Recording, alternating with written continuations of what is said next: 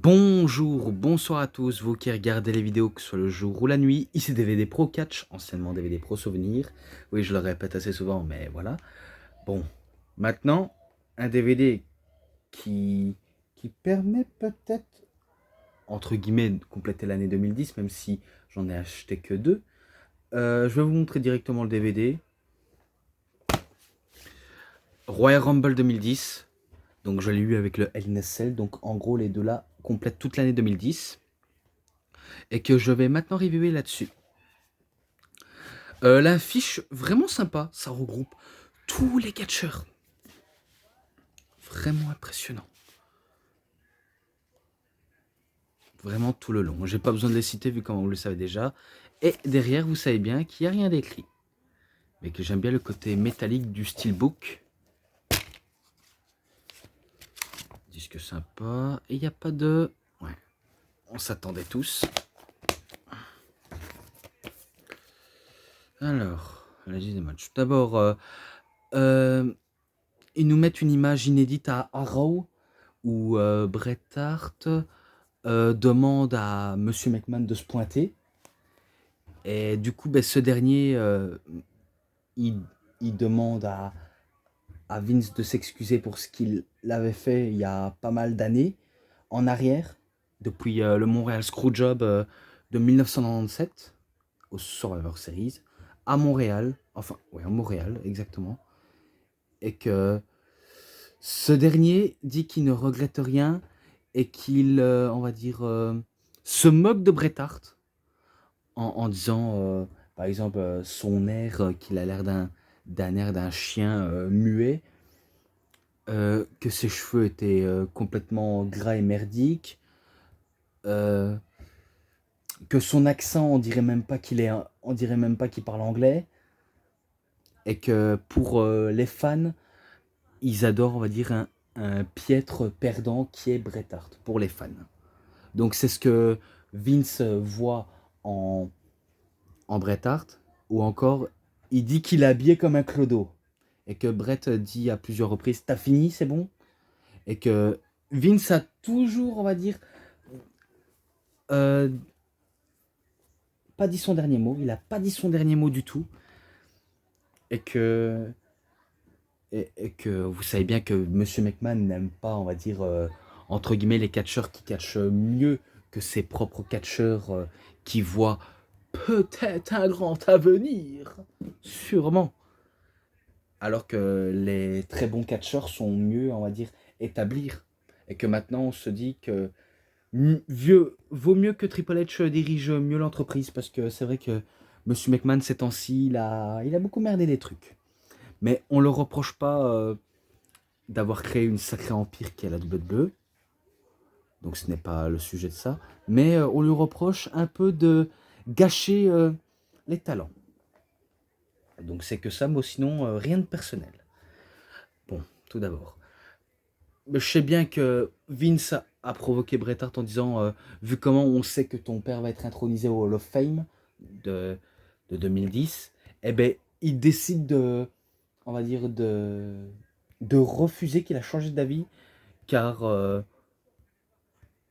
car pour lui, c'est pas légitime et que la famille Hart n'est pas légitime. Quand j'entends les propos comme ça, je me suis dit en fait, c'est peut-être vrai en fait. Et que Bret Hart, ça n'a pas plu. Il lui a donné une droite. Il a voulu faire un sharpshooter, mais il avait mis du temps à regarder le public. Et du coup, il se fait attaquer par Batista. Et du coup, il coince Bret Hart autour de ses bras. Et du coup, Monsieur McMahon dit à Bret Hart, alors, qui se prend les mains dessus? Hein? Tu sais qui je suis au moins? Hein? Tu sais qui je suis? Eh ben, il lui dit ça, et après, tout en lui crachant au visage, comme Bret lui avait craché au visage en 1997. Donc voilà, c'était ça pour le petit bonus. Maintenant, je passe à tout le reste de la carte. Tout d'abord, un match qui ne figure pas sur la carte. Les Bella Twins, Nikki et Brie, vous les connaissez très bien, avec F. Torres, Gail Kim et Kelly Kelly, contre Alicia Fox, Gillian Hall, Katie Lea Burchill, Maryse et Natalia. Donc match de diva. Rien de spécial si ce n'est que c'est victoire de l'équipe Bella. donc 3,20, rien de spécial. Ensuite, la carte principale, Christian contre Ezekiel Jackson, que lui, il est accompagné par William Regal, Ezekiel Jackson, pour le championnat de la ECW. Donc oui, son titre était en jeu. Et est-ce que Ezekiel Jackson pourrait devenir champion? À l'avenir, oui, car en même temps, ce sera lui le tout dernier champion de la ECW. C'est exactement lui le tout dernier. Et du coup, il a voulu essayer de battre de manière intelligente le Captain Charisme, dit Esten Classics. Peu importe les noms qu'il peut aborder, Christian, eh ben, il va quand même réussir à battre Ezekiel Jackson avec un Kill Switch. Alors que Ezekiel Jackson se faisait plaisir à meurtrir le corps entier de Christian. Mais Christian riposte avec un Kill Switch et il le bat Ezekiel Jackson. Donc ce match-là, allez, 3,5. Voilà, 3,5. Ensuite, le troisième match, ben, le Miz contre MVP pour le championnat des États-Unis. Et que on peut dire que le Miz il va défendre successivement son titre face à MVP, mais que MVP il veut le redevenir champion car il n'en a pas fini son règne de champion. Donc il a voulu essayer d'aller plus vite crescendo, et que comme moi je vais crescendo, et que si vous avez un détail en tête, sachez que oui, j'ai oublié de citer qu'il y avait le theme song de CM Punk lors de Judgment Day, et que j'ai même oublié de donner la note globale pour le main event de New Year's Revolution 2005, et qu'il est noté en description. Voilà, je dis ce que j'ai manqué, et que vous allez peut-être me le faire rappeler. Mais au moins je le dis clair et net. Donc sans trop tarder, MVP voulait faire son playmaker, mais le Miz retourne la situation, il voulait faire son Skull Crushing Finale, mais MVP contre, et c'est là où je crois que c'est dans les cordes, et que le Miz fait un petit paquet, et il bat justement MVP. Donc voilà, victoire de The Miz, ce match-là 3,20. Voilà, ensuite, match pour le championnat de la WWE. Voilà, Sheamus contre Randy Orton. Je sais bien qu'il y avait des scènements où Randy Orton demandait à Ted DiBiase où est passé Cody Rhodes, car Cody Rhodes il veut pas prendre de ses nouvelles. Et ben Randy Orton était totalement désemparé. Et pourtant, dans ce match-là, c'était lui le favori face à Sheamus. Face à Sheamus. Donc ça se bat, on va dire, abondamment, avec beaucoup d'intensité entre les deux hommes. Beaucoup d'intensité. Et que, si je crois bien, euh, Randy Orton donne un coup de pied dans la tête de Sheamus pour qu'il balance à l'extérieur, aux manières quand il est debout. Et c'est là où Cody Rhodes, il attaque Sheamus avec un coup d'avant-bras. Du coup, l'arbitre, il voit, mais il ne disqualifie pas tout de suite. Et c'est là où Sheamus remonte directement sur le ring. Et il se prend un RKO. Et que Randy Orton veut faire le tomber. Mais l'arbitre sonne la cloche, comme quoi Cody Rhodes a tapé. Oui, il a tapé Sheamus. Et du coup, ben, Randy Orton, il est totalement à bout de lui-même. Il est à bout de tuer quelqu'un. Et du coup, ben, il passe sa frustration sur Cody Rhodes. Et ça se passe comme ça dans les clans. Ça se passe comme ça. Quand un chef mal dominant se fait pas entendre, eh ben, il devient, on va dire, assez agressif envers celui qui désobéit ses ordres et qu'il ne retient pas la lettre. Donc c'est pour ça qu'il a détruit, on va dire, Cody Rhodes en le frappant. Et c'est là où Ted DiBiase essaie de calmer l'atmosphère. Mais ça ne va pas calmer Randy Orton qui lui en cogne lui aussi. Et du coup, ben, tous les deux, ils étaient près des cordes en disant « Je suis désolé, je suis désolé ». Et c'est là où Sheamus, ben, il fait un Brogue Kick à la face de Randy Orton et il célèbre sa victoire, certes par disqualification, mais il célèbre quand même sa victoire. Donc voilà. Ce match-là, il était très bon. Je lui mets 3,50. Voilà. Au moins, si c'est un des matchs que j'ai jamais noté, au moins je l'ai noté. Ensuite, Mickie James contre Michelle McCool pour le championnat féminin. Alors tout d'abord, l'histoire. Les Laycools, donc Michelle McCool et Layla, se moquaient de Mickie James en le comparant de grosse et aussi en la traitant de cochonne. Et pas cochonne en disant qu'elle veut du sex, ça n'a rien à voir. En gros, cochonne de ferme, ou une truie si vous préférez. Donc je me rappelle de... Oh putain, qu'est-ce que je détestais ce moment où Leila se déguisait en Mickey James obèse. Bien sûr, c'était une combinaison ultra humiliant, mais en se dandinant plus, on va dire, plus simple, à parler comme les Jones, à, à bouger son boule, même si, euh, même si son boule c'est fait de tissu de plastoc. Et du coup, ben, qu'est-ce que c'était gênant. Donc moi, je croyais que c'était l'heure de Mickey James de quitter la WWE pour la TNA. Et ben, elle leur a rejoint quelques mois plus tard, peut-être.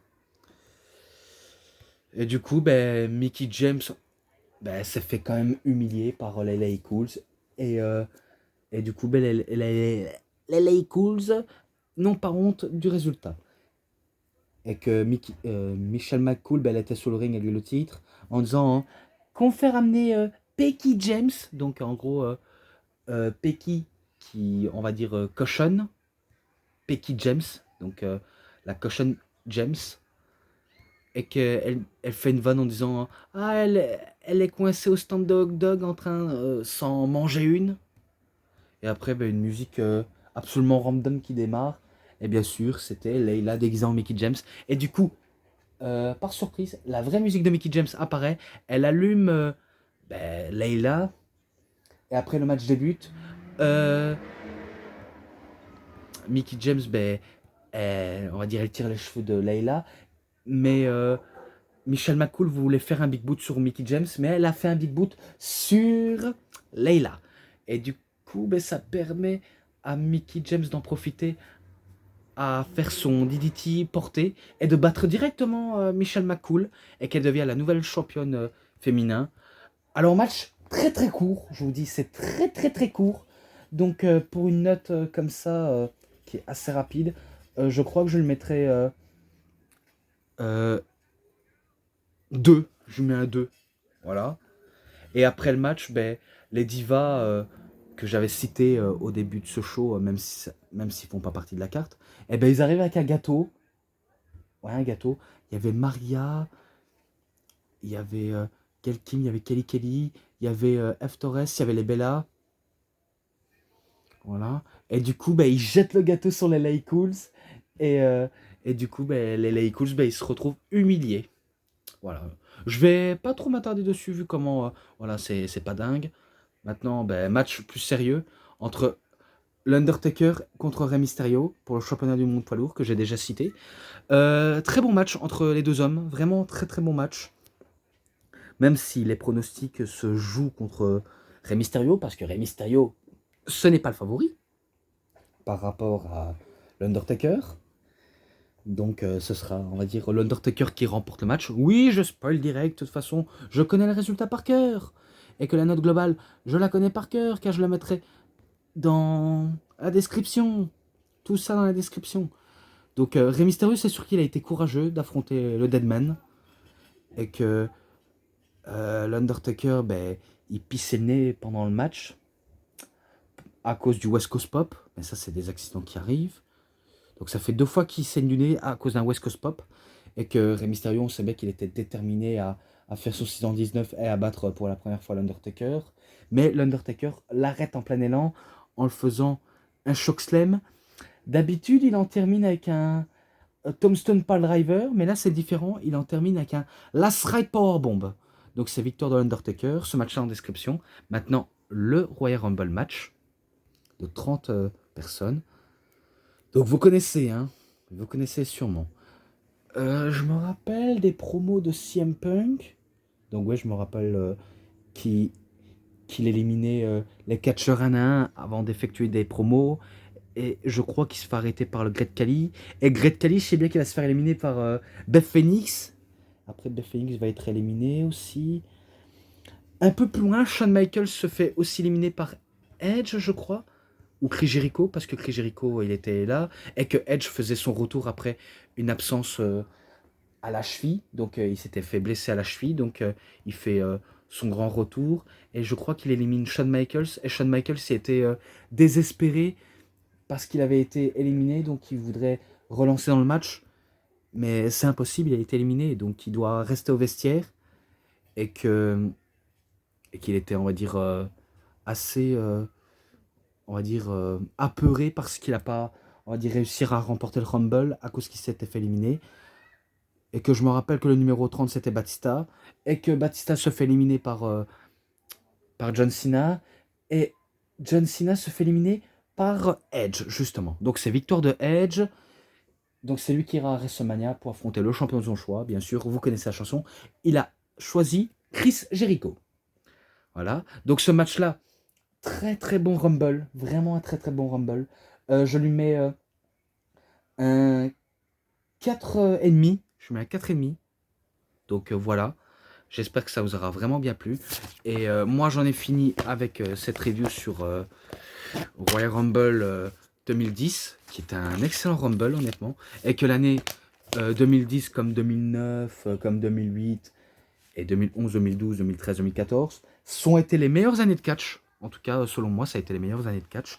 Et que j'en ai directement fini. Si j'ai oublié quelque chose, bah oui, la note globale de ce pochette. Les matchs bonus sainement ensemble, 4,50. Voilà, 4,50. Et que j'en ai directement fini. Si cette review vous a plu, vous savez ce qu'il vous reste à faire, justement. Likez la vidéo, commentez, partagez, abonnez-vous à ma chaîne, cliquez sur la petite cloche pour avoir plus de notifications des prochaines vidéos. Et moi, je vous dis bonne journée, bonne soirée à tous. Au revoir tout le monde pour une prochaine vidéo. A plus les fans de catch.